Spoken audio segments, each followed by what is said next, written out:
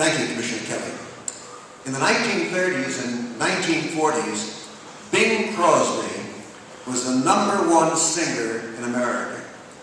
He dominated show business and was the pivotal personality in the same way that Frank Sinatra would come to occupy that niche during most of the second half of the 20th century.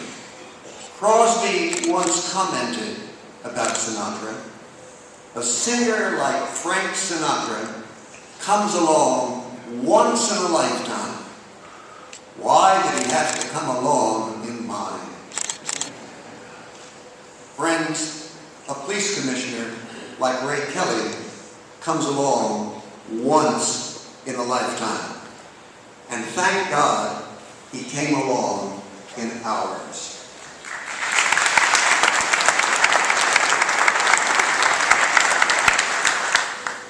As is evident from his revealing remarks, he brought the police department into the 21st century. He transformed the thinking of multitudes of New Yorkers who had become convinced that this city was ungovernable, that it was, in truth, a city that could be easily managed. And he did it by reducing serious crime to unprecedentedly historic lows. He took the most vulnerable terrorist target and made it the safest large city in the world. And now we need Commissioner Kelly more than ever. This is, after all, the year that the story of Passover became the saga of the world.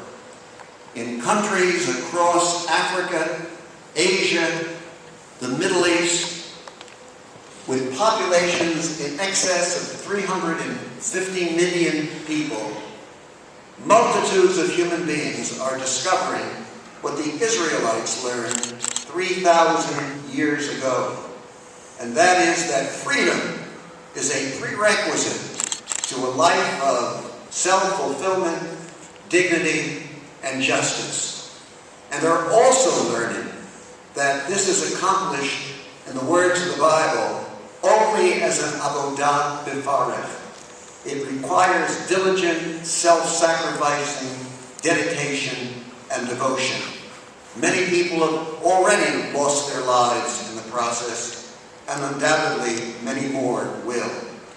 As Jews, we are filled with all kinds of emotions in regard to these developments. On the one hand, we rejoice that so many human beings have a potential now of enjoying freedom who never had it before.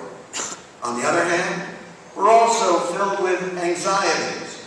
What will this mean for Israel?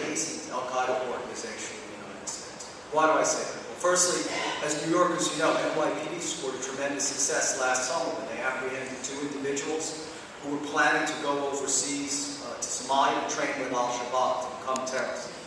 Fortunately, it's not an isolated phenomenon. A report that my old friend and colleague Peter Bergen and I wrote for the successor to the 9/11 Commission last September, we counted between 2009 and 2010 43 cases of American citizens either attempting or plotting to kill their fellow citizens or American residents, persons residents in the United States attempting to do the same. Of course, in 2 incidences, one of which was the tragic shooting in Fort Hood, Texas. Last year, they succeeded in doing so. So we have 43 cases of Americans or American residents planning and plotting terrorist attacks on our own soil, or, much like the 2 individuals apprehended last summer, attempting to go overseas to receive terrorist training. Now, of course, this is just an infinitesimal number of the potential crimes committed in the United States. It's a small threat. Nonetheless, it's significant. It's significant for this reason. When else in the history of our struggle with terrorism could we ever have said that 3 leading figures in Al-Qaeda or its affiliated and associated organizations are U.S. citizens, were born in the United States? And I'm thinking of Omar Hamami, who was born and grew up in Mobile, Alabama. His father was from Syria, his mother was American, who's now one of the leading field commanders and just yesterday, there was news of a song that he had written that's been sent out with terrorist propaganda, asking to get God's will to deliver to him a cruise missile so he can use against the United States and his enemies. So that's one. Second American citizen who's now prominent in Al-Qaeda's ranks, almost needs no introduction, unfortunately, because he's been so prominent, and that's Anwar al-Awlaki. Born in New Mexico, was the imam of a mosque in San Diego, California, where these two of the 9/11 hijackers worshiped. Then migrated to Northern Virginia, where I live now, where he's the imam of another mosque. Then fled the United States to Yemen, where he's emerged not only as this movement's foremost propagandist and spokesman, but also, very worrisomely, just like Omar Hamadi, has become one of the leading operational chiefs of Al-Qaeda.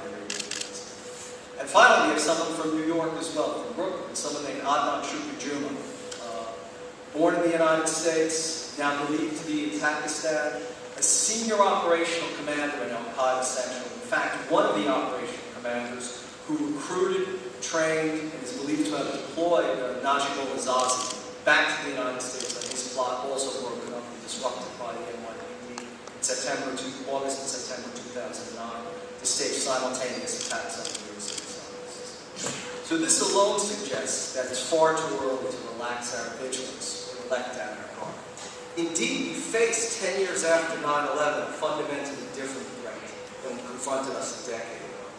Rather than one enemy, in essence, in one place, a single Al-Qaeda movement based in Afghanistan, now we see that Al-Qaeda has succeeded in creating what amounts to a networked transnational movement. In other words, what we see today are many Al-Qaedas in many places, often with very different capabilities, with very different relationships to the indigenous populations in those countries, and also that presents the United States and its allies often very unique and very specific threats.